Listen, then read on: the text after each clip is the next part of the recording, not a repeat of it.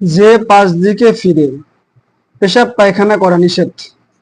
আমরা অনেকেই জানি না পেশাব পায়খানা কোন দিকে করা যাবে এবং কোন দিকে করা যাবে না।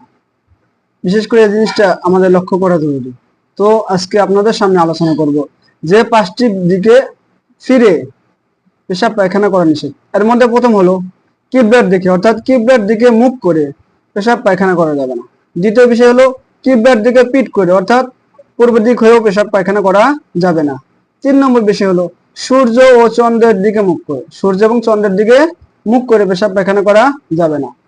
4 নম্বর বিষয়টা হলো প্রবল বাতাসের দিকে মুখ করে, অর্থাৎ যে দিক থেকে বাতাস আসতেছে এদিকে, অর্থাৎ প্রবল বাতাসের দিকে মুখ করে পেশাব পায়খানা করা যাবে না।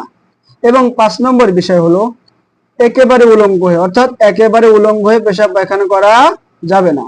তো এই 5টি বিষয় আমাদের অবশ্যই লক্ষ্য রাখতে হবে এবং অন্যান্য ভাইদেরকেও এই বিষয়ে জানা